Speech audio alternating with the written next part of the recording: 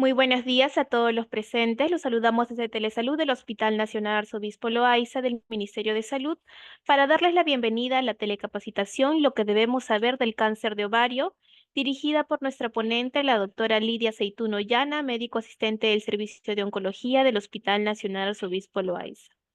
Antes de iniciar, recordarle a todos los presentes que pueden realizar sus preguntas a través del chat de la plataforma de Zoom para ser respondidas al final de la ponencia. Bienvenida, estimada doctora Seituno. Es un honor tenerla el día de hoy con nosotros. Le doy el pase para el desarrollo del tema. Adelante, por favor. Eh, Muy buenos días con todos. Como ya lo mencionaron, vamos a hablar el día de hoy acerca de, ¿no?, lo que debemos conocer acerca del cáncer de ovario.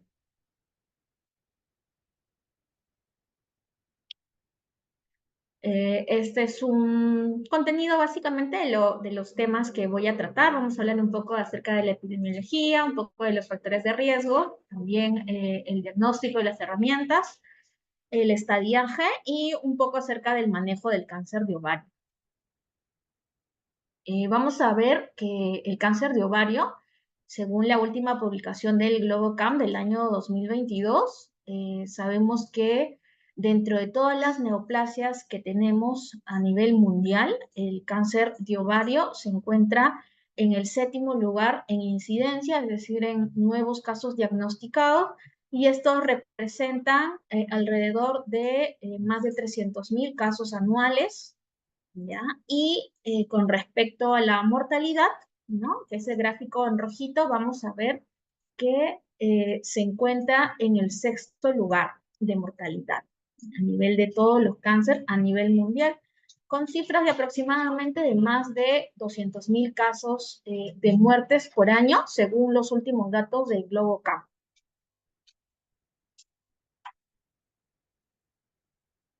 Vamos a ver que esta patología, el cáncer de ovario, se van a presentar en general en toda la población a nivel mundial, pero con mayor incidencia, con mayores nuevos casos diagnosticados, sobre todo en Europa. En el año 2022 se han diagnosticado aproximadamente 69.472 casos, de los cuales 46.232 pacientes han fallecido.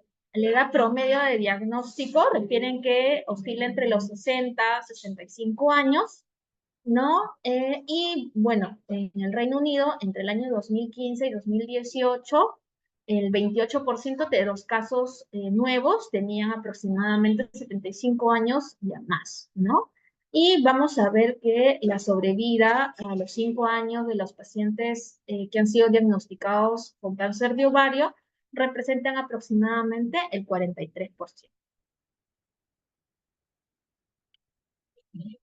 Hablando acerca de los datos a nivel nacional, vamos a ver que a nivel nacional se han diagnosticado alrededor de 72.827 nuevos casos de cáncer de todos los tipos, de los cuales han fallecido aproximadamente 35.934 pacientes. Y viendo las tablas, ¿no?, de los tipos de cáncer, vamos a ver que a nivel de cáncer de ovario, ¿ya?, se han diagnosticado para el año 2022, ¿ya?, 1.164 nuevos casos de cáncer de ovario, de los cuales 742 pacientes han fallecido, ¿no? Y la sobrevida de estos pacientes a los 5 años oscila aproximadamente, ¿no?, de 3.428 casos.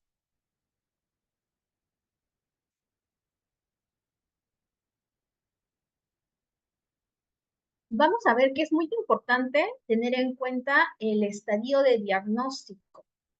Vamos a ver que según estos datos del Cancer Research de Inglaterra, vamos a ver que mientras más tardío es el diagnóstico, es decir, mientras más avanzada es la enfermedad al momento del diagnóstico, menor es la sobrevida.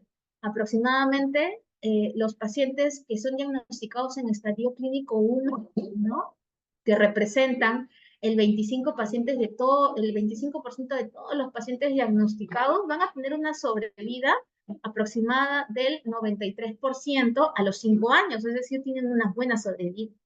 En estadio clínico 2, que representan aproximadamente el 5% de los pacientes diagnosticados, la sobrevida también, una sobrevida del 68%, pero ya en los estadios avanzados como el 3 y el 4, esta sobrevida a los 5 años disminuye, ¿no? Por las tasas de recaída que puedan tener las fallas al tratamiento. En estadio clínico 3, aproximadamente el 27% de los pacientes son diagnosticados en este estadio y la sobrevida de estos pacientes es apenas del 27% en los 5 años de sobrevida.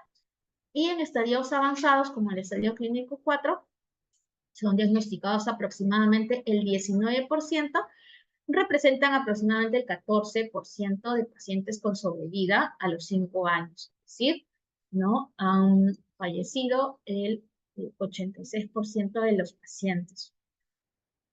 Entonces, el cáncer de cervix, perdón, el cáncer de ovario, como bien lo mencioné, es el sexto cáncer más común en las mujeres a nivel de datos de Inglaterra. Vamos a ver que, como lo mencioné, las tasas de incidencia oscilan aproximadamente entre mujeres de 75 a 79 años, ¿ya? Y es muy importante conocer, ¿no? Que es preponderante sobre todo en Europa, pero también a nivel nacional representa, ¿no? Un porcentaje importante de los diagnósticos de cáncer.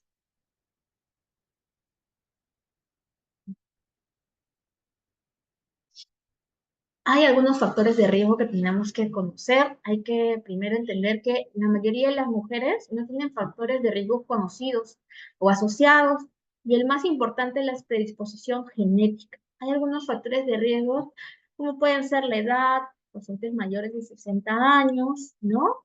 Pero el factor de riesgo más importante son las mutaciones de estos genes, el gen de BRCA1 y BRCA2, ya que si bien están asociados al cáncer de ovario, no es la única patología, también está asociado a lo que es el cáncer de mama, y también está asociado al cáncer de próstata y al cáncer de páncreas.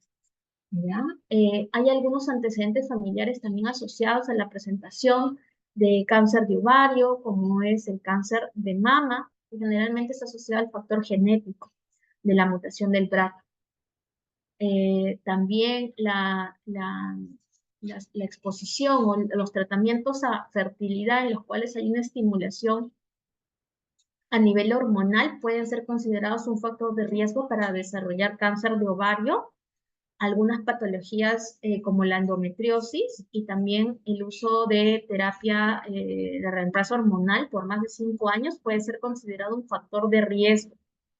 Vamos a ver que hay algunos factores protectores, como son el número de embarazos, el número de paridad. Vamos a ver que mientras más hijos tiene una paciente, se puede decir que es un factor protector para desarrollar un cáncer de ovario. Es decir, las pacientes que tienen más hijos van a tener menor predisposición a tener cáncer de ovario. Igual la lactancia. La lactancia también se considera un factor protector.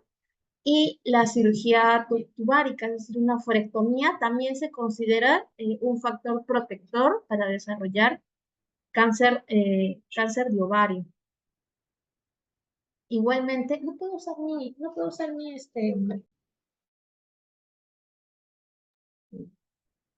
usar. También se considera ya el uso de anticonceptivos orales ya como un factor eh, protector de cáncer de ovario. ¿Ya? Las pacientes que han usado anticonceptivos orales, ¿ya? Según el tiempo de exposición o de cese, vamos a ver que los que han usado, las que han dejado de usar menos de 10 años tienen un factor de riesgo del 29% de desarrollar cáncer de ovario, y conforme aumentan los años de uso, ya tienen un factor de riesgo menor. Ya es importante conocer también esto.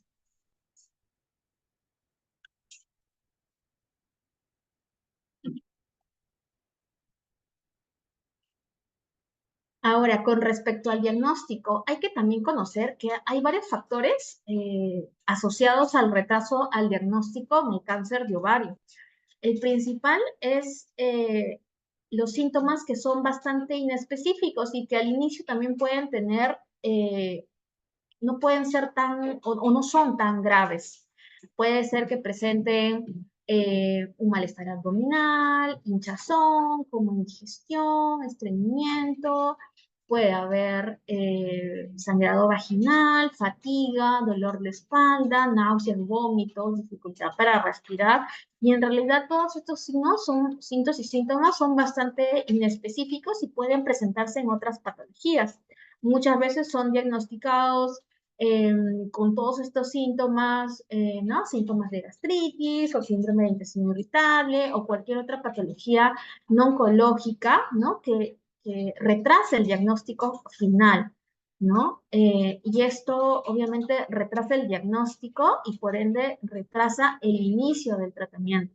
Y muchas veces también la falta de conciencia del propio paciente puede hacer retrasar el diagnóstico. Pueden presentar síntomas, ¿no? Que no le dan la mayor importancia y cuando ya presentan alguna molestia, ¿no? Que sea difícil de controlar, recién acuden al médico.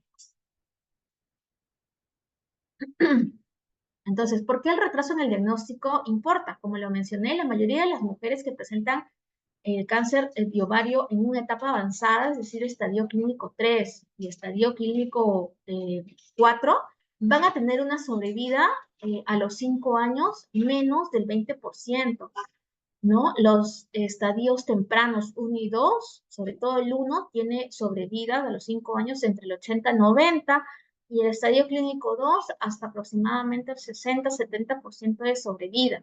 Es por eso la importancia de que se realice un diagnóstico lo más temprano posible. Ahora, muchas veces también el tiempo medio hacia el diagnóstico, es decir, cuánto tiempo tiene el paciente los síntomas.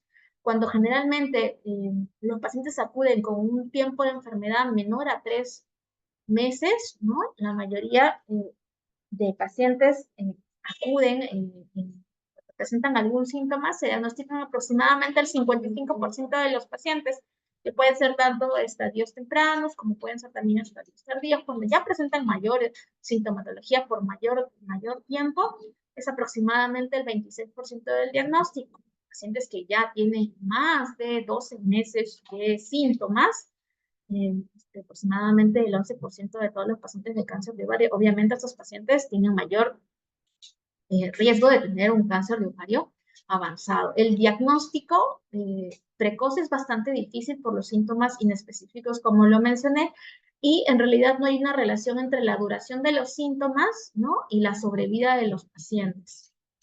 ¿No? ¿Cuáles son las herramientas diagnósticas para que nos podemos auxiliar para poder tener un correcto diagnóstico de cáncer de ovario? Es importante, ¿no? Reconocer la historia natural de la enfermedad, hacer una correcta historia clínica, ¿no? La edad del paciente, el estado menopáusico, si es premenopáusica, si es posmenopáusica, qué síntomas tiene, de los que ya mencioné, son, ¿no?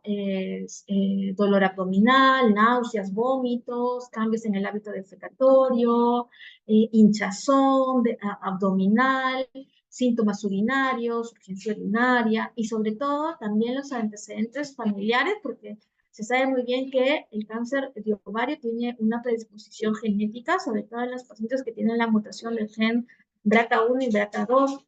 Es bien importante también que se le haga un correcto examen pélvico, ¿no? Un examen con especuloscopía, ¿no?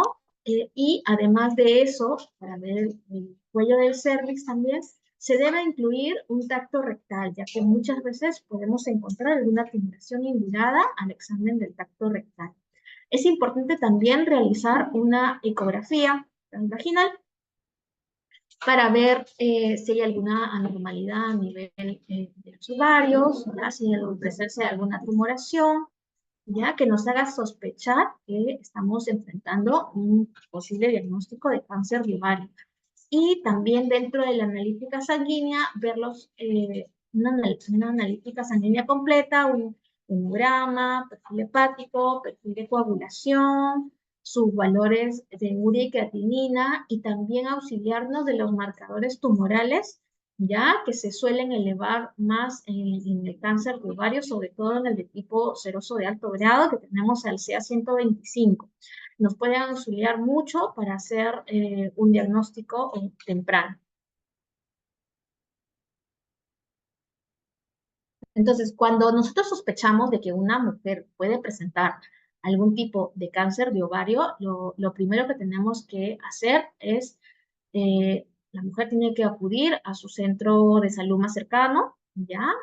Obviamente se le tiene que examinar, se le tiene que, de acuerdo a los hallazgos, a los síntomas, ¿no? Que pueda presentar, se le puede hacer algunos exámenes iniciales, ¿ya? Que pueden ser, si es que se tiene acceso en el centro de salud, de exámenes como hemograma, ¿no? Un perfil hepático, una ecografía abdominal, y si se tiene acceso a marcadores tumorales como sea 125, se le debe pedir, dependiendo de los hallazgos, si hay en la ecografía ascitis o una masa pélvica o una masa abdominal, y se sospecha, se tiene una alta sospecha de un cáncer de ovario, se debe referir urgentemente a su centro de referencia, ¿ya? Donde existe un equipo multidisciplinario que pueda manejar, ¿no? Si hay una fuerte sospecha de un cáncer de ovario.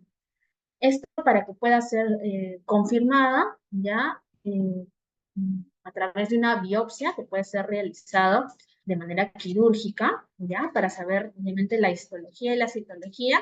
Y dependiendo de los hallazgos, considerar cuál es el tratamiento ideal para este paciente, dependiendo también del estadiaje, ¿no? Hay que tener en cuenta que el estadiaje de cáncer de ovario se realiza, puede ser realizado quirúrgicamente o incluimos también dentro de los exámenes que le vamos a pedir una tomografía de tórax y de abdomen, ¿no? Y si se sospecha que es un cáncer de ovario temprano, es decir, estadio clínico 1 y estadio clínico 2, ¿no? Se le da un manejo para un cáncer de ovario temprano, que generalmente es un manejo quirúrgico, y luego un tratamiento adyuvante, y cuando ya estamos enfrentando un cáncer de ovario en un estadio avanzado, que puede ser estadio clínico 3 o estadio clínico 4, ya ahí tenemos que ver si es quirúrgicamente abordable, y si no, tenemos que idear un tratamiento, un plan de manejo ideal con neoadyuvancia. Entonces, es importante realizar las pruebas de atención primaria, ¿no? Si es una mujer, especialmente si es una mujer de 50 años en adelante, porque sabemos que es el grupo etario donde más se presenta el cáncer de ovario, y es importante, ¿no? Examinar bien, hacer un correcto examen clínico y una correcta historia clínica para conocer los síntomas, ya como lo mencioné, ¿no? Pueden iniciar como síntomas inespecíficos, ¿no? Pueden tener una distensión abdominal, eh, obviamente que está asociado a una citis, puede haber una sensación de saciedad o llenura precoz o pérdida de apetito, dolor pélvico o un dolor abdominal, ¿no?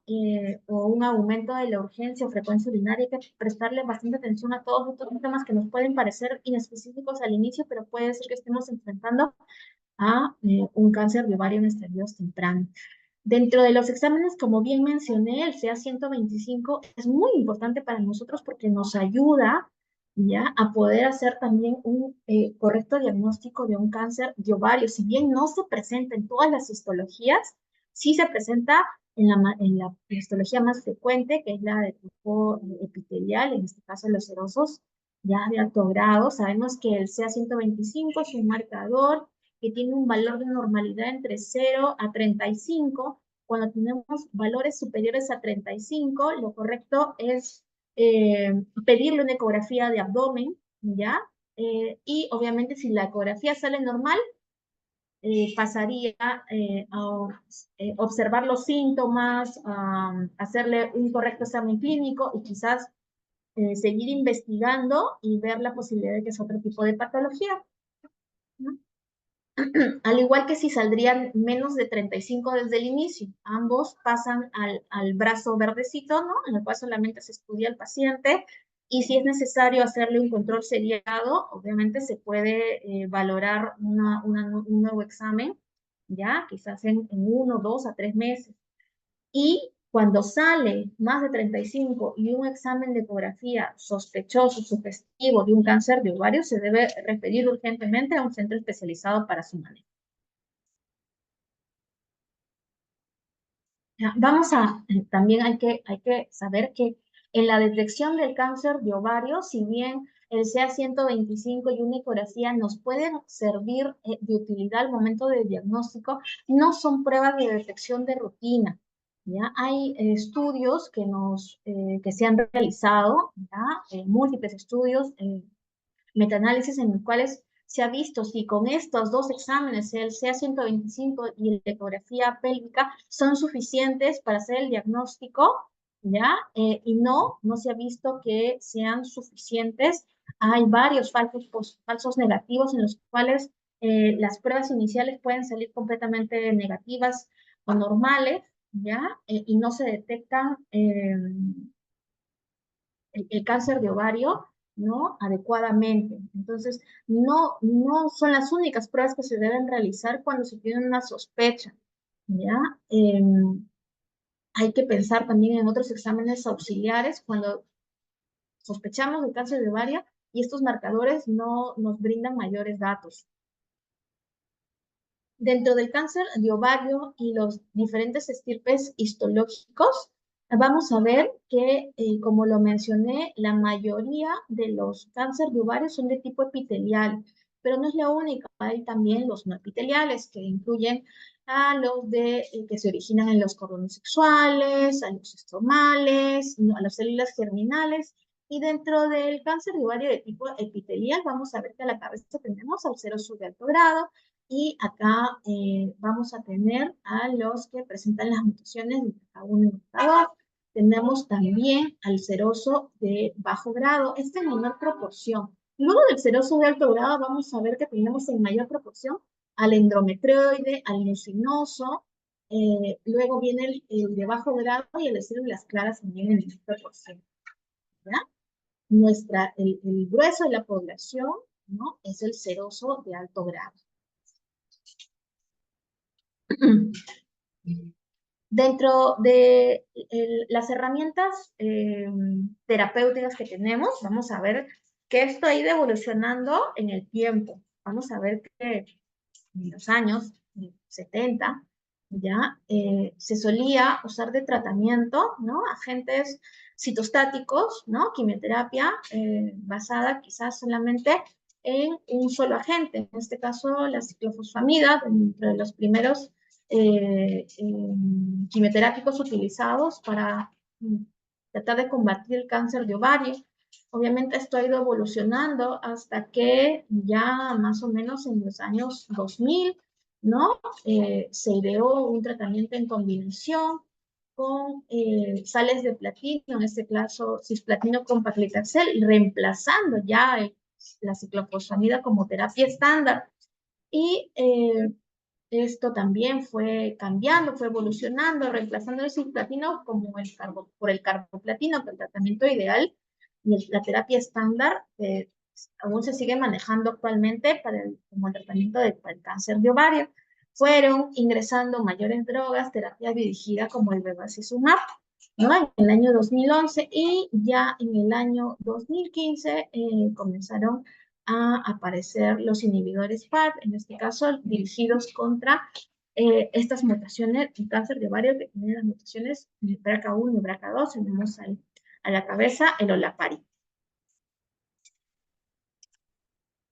Y hay que entender también que el cáncer de ovario tiene que ser un tratamiento multidisciplinario. Es un tratamiento que no solamente le involucra al oncólogo médico. Tenemos que trabajar de la mano con el cirujano oncólogo, con el doctor de radioterapia, con el urólogo, con el patólogo, ¿ya? Con el radiólogo, inclusive, ¿no? Todas las especialidades que se encuentren involucradas, el cirujano plástico, el equipo de paliativos, ¿no? Para poder abordar adecuadamente al paciente y darle la mejor terapia posible. Vamos a ver que si bien la cirugía cumple un rol muy importante a nivel del cáncer de ovario, podemos usarlo en varios escenarios. Utilizamos al inicio cuando tenemos que hacer una biopsia diagnóstica y se tiene que hacer una laparotomía exploratoria para tomar una muestra de tejido y poder confirmar, ¿no?, el diagnóstico. Pero no solamente se usa como diagnóstico, también podemos utilizarlo, ¿no?, como parte del tratamiento definitivo, ¿ya?, en el cáncer de ovario. Hay situaciones en las cuales se puede abordar de manera terapéutica, ¿no?, con una cirugía desde el inicio para, obviamente, extirpar toda la enfermedad, pero hay situaciones en las cuales no es quirúrgicamente abordable de inicio, en las cuales se hace primero un tratamiento neoadyuvante, luego cirugía y luego se completa con un tratamiento adyuvante. También utilizamos la cirugía como un alivio paliativo en los síntomas de obstrucción intestinal, ¿ya? También tenemos que valorar bien el tratamiento de la cirugía en el escenario de intervalo, como bien lo mencioné, un tratamiento neoadyuvante para reducir la enfermedad, que se opere y luego completar con un tratamiento adyuvante. Es decir, la cirugía se utiliza antes o durante la quimioterapia, ¿no? Y también podemos emplear la cirugía en la recaída de la. Entonces, nosotros utilizamos la clasificación de FIGO para poder estadificar el cáncer de ovario. El cáncer de ovario se divide, ¿ya? Se puede estadificar en un estadio clínico 1, un estadio clínico 2, un estadio clínico 3 y un estadio clínico 4, ¿no? Usando la JCC, ¿no? Según la NCCN, vamos a ver, ¿no?, que podemos clasificar el cáncer de ovario en estadio clínico 1A, cuando es un tumor que está limitado a un solo ovario, la cápsula se encuentra intacta o se encuentra comprometida la trompa de falopio, no hay tumor, ¿no?, en el ovario, en la superficie, ¿no?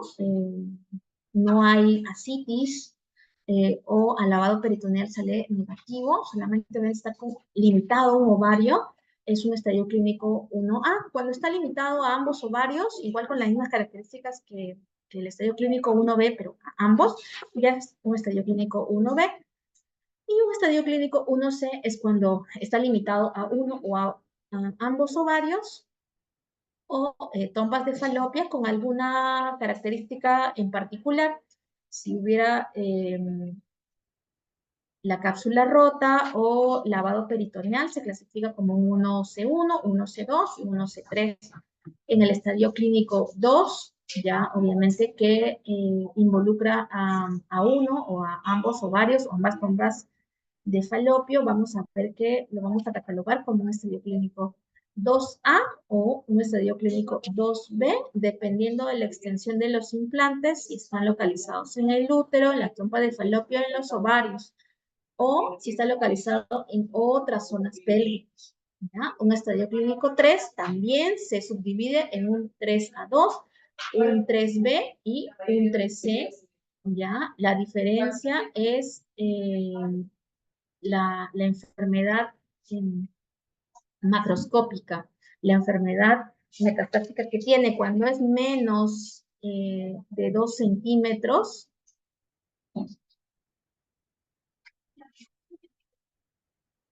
¿ya? Cuando es menos de 2 centímetros es un 2B, cuando es un hallazgo microscópico es un 2A y cuando es más de 2 centímetros es un 3C. Y obviamente cuando encontramos ya una enfermedad a distancia, en este caso una effusión pleural, se considera como un estadio 4A, y cuando ya se encuentra enfermedad en otras zonas, como puede ser en hígado, en vaso o en otros órganos a distancia, ya es considerado como un 4B. Entonces, más o menos la evolución natural de un cáncer de ovario ya avanzado, más o menos sucede así. Es un paciente, ¿no?, que puede haber debutado como un estadio clínico 3, como un estadio clínico 4, ¿no? Que puede haber sido operado de inicio y recibe una primera línea con un tratamiento de quimioterapia basado en platinos, carboplatino con paclitaxel, como lo bien mencioné, el tratamiento estándar, ¿no? Van a tener un tiempo, ¿no?, libre de enfermedad, ¿no? Y evolutivamente, ¿no?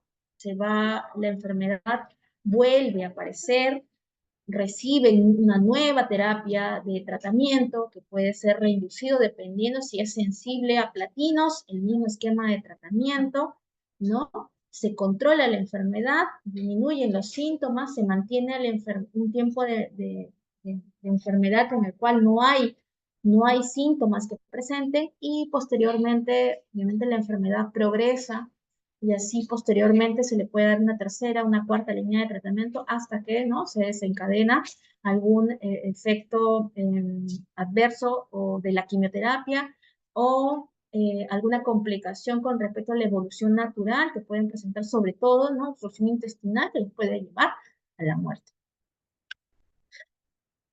Entonces, teniendo ya, digamos, los exámenes que solicitamos, el correcto estadiaje de un cáncer de ovario, ya, la NCCN nos recomienda, obviamente, ¿no?, tener en cuenta la presentación clínica desde un inicio, ¿no?, todos los síntomas que pueda presentar la paciente, completar un correcto estadiaje, ¿no?, teniendo en cuenta la tomografía, los marcadores tumorales, ¿no?, una correcta evaluación del paciente, y teniendo en cuenta el estadio, ofrecerle un tratamiento, ¿no?, a la paciente. Obviamente, en estadios tempranos se toma en cuenta el deseo, la fertilidad de la paciente, si tiene o no tiene hijos, ¿no?, si la paciente desea o no tener hijos. Si es un estadio temprano, ¿no?, se valora hacer una cirugía o una salpingoctomía unilateral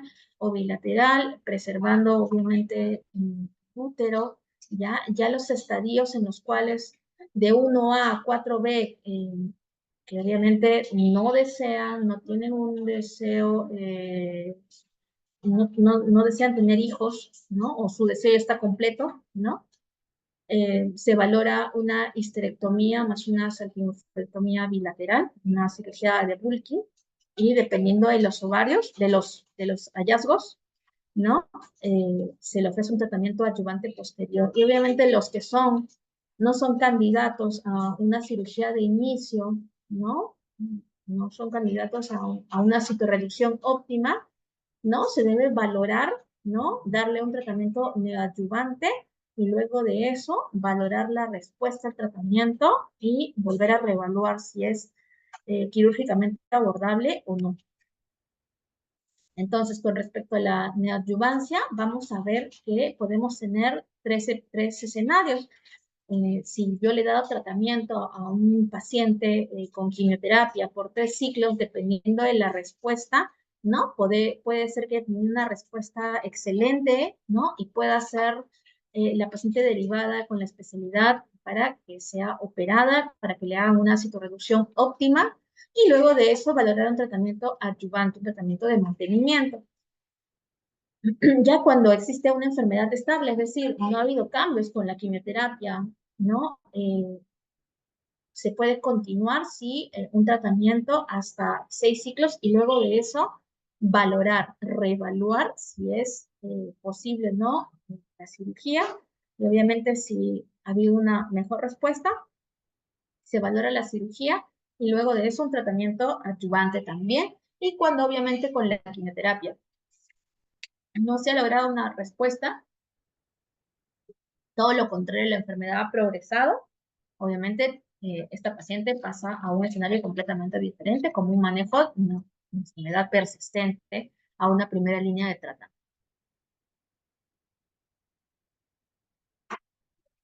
¿Ya? Entonces, hay que saber que la cirugía cumple un rol muy importante eh, como parte del tratamiento del cáncer de ovario. El objetivo de la cirugía es hacer una cirugía de bulking, que sea una cirugía con una resección completa. La cirugía tiene que incluir una salpingoforectomía bilateral, más una histerectomía, más un lavado peritoneal, más una mentectomía, si es necesario la resección intestinal, ¿no? La exploración de la cúpula diafragmática, remover los ganglios paraórticos, si es necesario también esplenectomía y también una apendicectomía, ¿no? Dependiendo del volumen de la enfermedad. Obviamente, pues, si es que ha sido una cirugía exitosa, si ha sido una cirugía ¿no? La cual no han dejado enfermedad, obviamente las tasas de sobrevida van a ser mejor que en las que ha quedado enfermedad residual, ¿no?